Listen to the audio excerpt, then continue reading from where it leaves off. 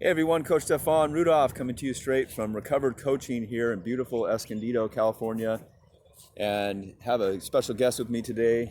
I went to Orange Glen High School in Escondido and graduated back in the day, and this is a fellow classmate of mine coming back to reunite and talk about health and wellness. Shane Sebastian.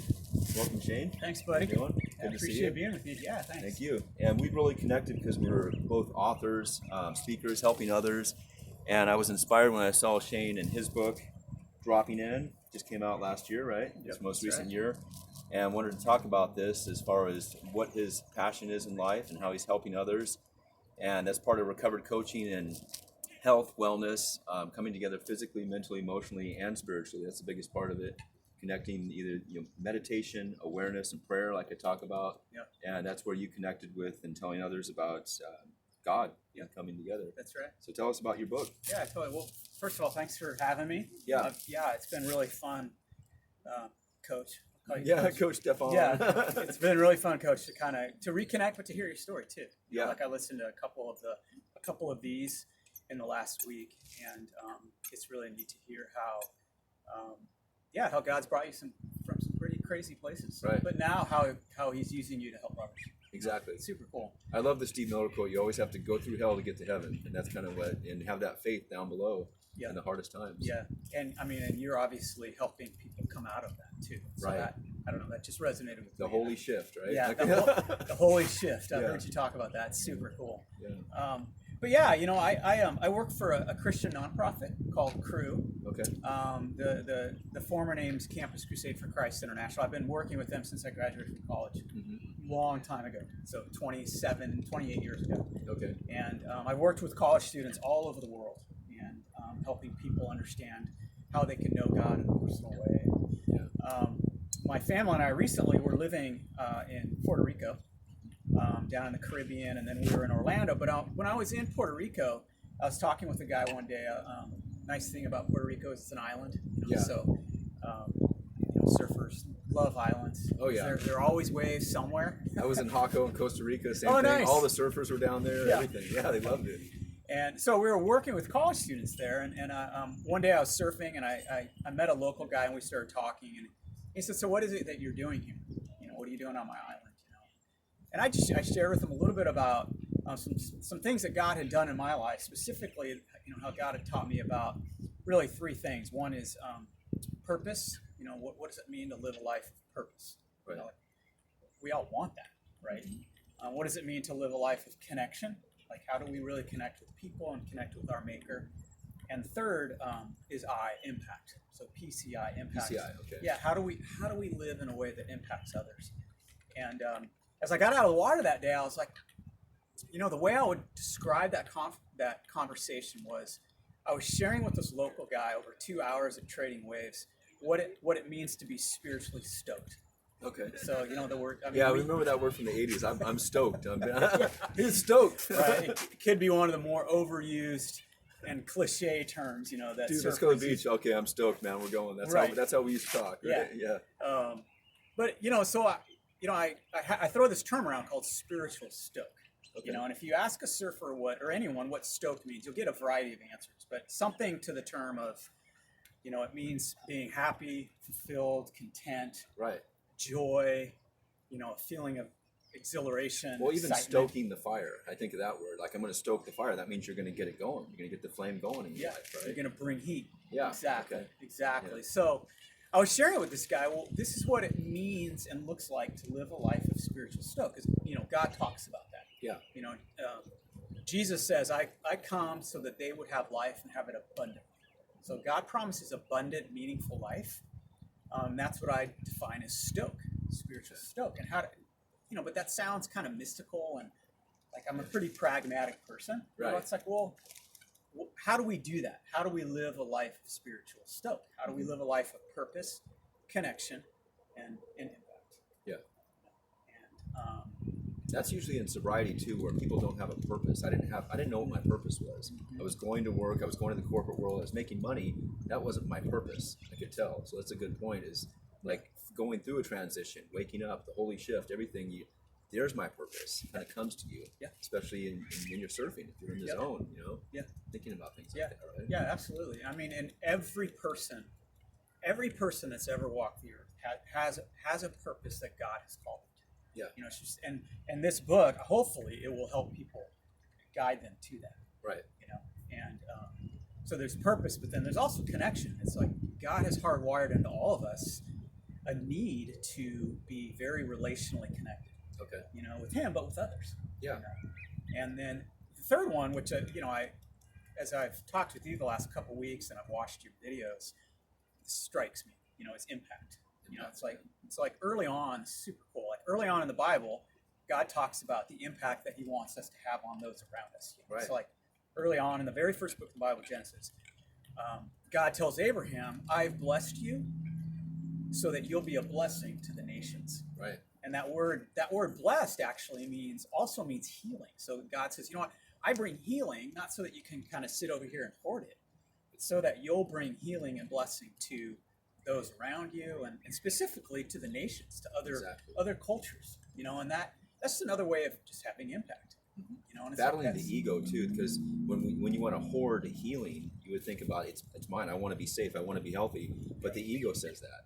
And we have to knock that ego out. Wayne Dyer said ego is edging God out. So EGO. And I always love those acronyms because that would make me think about Abraham doing that. He would never do that. But imagine like, I need to keep all this healing just in case I need it. You want to give it, not keep it. Right? Yeah. Oh, absolutely. And, you know, I could ask my wife and kids, others. It's like, yeah, we all have egos. Yeah, everybody does. We need it. I mean, we need it to a point to where it helps us. Yeah. But if it gets out of control, more, it becomes all financially. I want more houses, more cars. That's the ego getting in the way. Yeah. Now we need it for a purpose-driven life, but we need to know how to control it. And that's where God comes in. Absolutely. And so I have several chapters in the book on, again, practically daily, even hour by hour, how do we live a life of impact, of blessing others, of connecting with one another and with God, and finding that purpose. Yeah. And so it was cool. I got out of the water that day, and I thought, all right, I'm gonna start to put all this down on paper and see where it goes. Oh yeah. You had like an awakening out there. Yeah, I kind of was. You know, like I really sensed, you know, God was saying, okay, write it down so that the next time you have a conversation with a guy like this in the water, and you're drying off, you can just hand him a copy. Okay. You know, nice. And so what I did is my job has had me travel quite a bit, especially the last 5 or 6 years, and I committed that the first hour of every plane ride I took. So if I was going to Jacksonville or Japan, you know, if I was going, you know, to Ecuador, you know, or to Ethiopia, like the first hour of every flight I took, I was just going to power and write. Yeah. And then usually after an hour or two on a plane, I just sort of go into some sort of coma and watch it. You know, it just gets old and your back starts to hurt. But after about 1.5 years of doing that, I was, you know, this is kind of the vision that actually came to fruition. Yeah. And it's fun. I mean, I'd love to meet people, and we'll have a conversation kind of like this, and then just, you know, I say, well, hey, you know, like, why don't you, you know, take a read through this and tell me what you think, and then they email me and. See, that's the first step too. You took action on it. So we have these epiphanies, I feel, and God comes to us, or things come to us in our life, but we don't take action on it a lot of times. We say, oh yeah, I'll do it tomorrow. Or then I had a goal list one time. It was just all these goals I wasn't doing. But that's an ego thing, is we put it down thinking I'm going to act on it, and then we don't do it, and it becomes a list, and then it disappears. And we look back 5 years later, I should have wrote that book. I should have done this. Because I feel like that. Even at 48, I'm kind of like, I should have done this at 38 or 28, but then that's our ego getting on us. Yeah. But you, the biggest point here, you took action. You dropped in, no pun intended, but you took action and did it. Yeah. I like that. Yeah, I did. And that's, like you say, is when we're setting goals, or I would just say setting a schedule. Okay. You know, it's what I did is I said, okay, God, I'm going to write 200 words a day. Yeah. And that's not very many. It's not. That's our excuse sometimes. It takes what, I don't know, 20 minutes maybe? That's one page, 250 words a page, right? Yeah, one page. Yeah. And it, you know, and it just kind of came from there. Okay. You know, so yeah, this book has been out now for about 6 months, and I'm starting to work kind of on another project that hopefully will kind of complement it. Yeah. But the book itself has, I think there are 9 chapters. again, very practical chapters. Like I have a chapter on prayer. Like, what is prayer? We talk about prayer, but it sounds, I don't know, it can sound really sort of mystical, and which in some ways it is. But also prayer is very practical. It just simply means talking with God. Yeah. So, well, how do we do that? How do I do that throughout the day? How do I do that with my wife? Or how do I do that with my friends? Yeah. Or do I do that with my friends? And so I look at various parts of the Bible that talks about, well, this is really how you practically live a life of prayer. This is how we do it. And it's been really fun to get feedback. People that have said, this has really helped me in this way, or this has helped me in this way. Yeah. And prayer has been one of those that have probably received the most positive kind of impact. Yeah, I think we're all praying at one time or another, and this goes back to like AA, my AA days, going through Alcoholics Anonymous, and they said believe in a higher power. Now, I grew up Christian myself at Light and Life here in Escondido, going to school, accepting God, but I was always kind of pushed away by it because thinking, I don't know about this, and more spiritual, I'd say, in that area. I believe the Holy Spirit's in us, everything else, and this area where it woke me up later was when I lost everything, go through the hardest time. And that's when I started really praying, and it actually helped. It helped to pray to, I didn't know at the time, just a higher power, just believe in God. And then started going back to church. And then church was right on our campus here at Orange Glen. So going to the Orchard. And yes, I am familiar with the Orchard. They are awesome. Yeah, and it was just connected going, that's my sign to, our alumni campus has this church, and I had to go back. And again, I'm not like overly religious, but at the same time, I'm putting this out there to everybody because at one time or another in AA, I had to say that there is a higher power out there that I need to just kind of give into and ask for help in this area. Yeah. Some people come in there and they say, I don't believe in God. Well, that's fine, but you need to get your life straight. And that's what drugs or alcohol. Now, some people don't go through that, but that's where I've been helping most people. And I tell them, just believe in a higher power. Get out there and start doing something with purpose. And have that, especially what you're saying. I think your book would be perfect in that area for people to read. Really cool. Wow. Gosh, so you went to the Orchard. Yeah. I still know people that are going there and have been really affected by that church. It is. It's what awesome. A blessing. So stoked. Right on our alumni campus. Good job, man. Yeah. Well, you mentioned the Holy Spirit. And that's another kind of term that I want to help people understand, but like you do. And so I actually have a whole chapter on the Holy Spirit. I'm like, well, who is the Holy Spirit, and what is the purpose of the Holy Spirit? Why did God send the Holy Spirit, and how does God use His Holy Spirit to help us? Especially, in a lot of ways too, bringing us out of things, which it sounds like that's one of the ways God's worked. Right. So giving more clarity and more vision, and that's why I connect this as well. Dropping in, you're in the tube. I used to body surf and boogie board back in the day. I wasn't a big surfer, but when I was in that zone, man, I felt it, and it was just incredible. And to say that there's really no past and there's no future, because when you're in that zone, you're not thinking about that. You're just in the moment. Yeah. And that's where I came into the moment of sobriety and helping others. Cool. That's what we have to do. Yeah. Well, that's awesome. Yeah. That word stoke is just, it's a fun word to think about. I remember the first time, I really understood that word, or I don't know how to say it. The exhilaration, the joy of surfing. I took off on a wave. My best friend, Jim Ryder. Do you remember Jim Ryder? Yeah, I remember the name, yeah. So Jim and I had gone surfing, and I was boogie boarding. I had a bodyboard, and he locked it in his car, and he gave me the surfboard. Oh, you had to surf. And he said, I'm going to make you go surfing today. Oh, it changed your life. Yeah, he said, hey, you're going to stand up today, Shane. And so the first time I did that, I remember I probably lasted 3 seconds, but I just had this sense of exhilaration and excitement, and it stuck with me, but when I think about the word stoke on a spiritual level, it really, spiritual stoke means it means living a life that is content and full and meaningful, one that is full of joy. Yeah. Despite our circumstances. It doesn't. Being following God, following Jesus doesn't mean our life is perfect. Far from it. It doesn't mean that it's not going to be easy. It doesn't mean we're not going to necessarily have doubts and things like that. But right. It does mean that we have abundance and fullness and purpose. Everything.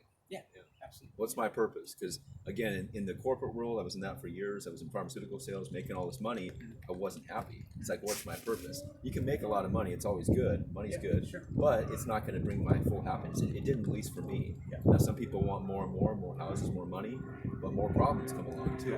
And if there's no one out there leading your way in life, that's why I had to shift over. And by losing everything, was glad, actually. I had to start over in life, physically, mentally, emotionally, and spiritually. Yeah. And then it's come back financially to be stable in life then. Yeah. Just be normal, I call it, right? Yeah. Oh, really cool. I love that term. I wish I would have heard that term before I wrote the book, because I would have put it in there. Holy shift. The holy shift. Because Be a little careful. I know, exactly. And it probably should be something in the co-author book we were talking about, because that's already something we've gone through and grown through, is a shift in life. And then by accepting God or accepting a higher power, again, I'm open to anything and everything when it comes to people's different religions, but you have to believe in something out there. This world is amazing to see all this, the birds, the nature, everything. Yeah. It's amazing. So someone had to create it. And for us, especially going through the alcohol, drugs, escapism, gambling, everything, I think that's why 14 years ago, I look forward, 14 years ago, my life was just hell. 7 years ago, I went through that shift, that holy shift. Yeah. And now I'm at this is what I'm supposed to be doing. This is why we're here. And that's why you're here. Praise God, man. Dropping in. Thank you. Yeah. Well, Shane, tell us, it was great to see you on this video. Tell us tell the viewers how they can get a hold of you and your website or contact information. Oh, totally. Again, I appreciate you having me on. Yeah. I'm a fan. I'm a fan now of Coach Stefan. From the Stefan to Stefan. Yeah, that's right. You can find this book on droppingin.surf is my website. And a few of my other books are on that as well. Droppingin.surf, or just Amazon too is another easy way to get the book. Okay. And my blog is on that website as well, that I occasionally chime in on. And now, is there a quote or a certain part of the book that resonates with you most that you want to tell the viewers about? Yeah, absolutely. So that would be in the New Testament in the Bible, in John chapter 10, verse 10. Jesus himself says, he defines spiritual stoke. Jesus says, I have come so that they might have life and have it abundantly. And that word abundantly meaning full and meaningful. God, he sent Jesus to give us a full and meaningful life. Not a perfect one, not always a good one, but one with purpose, one with connection, and one with meaning. Yeah. That resonates with me big time. Yeah. So I appreciate it again. Right on. And we'll do this as well. You. Yeah. All right, blowing buddy. up. So again, it's Coach Stefan Rudolph. You have my contact information here. Please subscribe, like, and share on here, and recoveredcoaching.com. Appreciate it. Have a blessed day. Take care.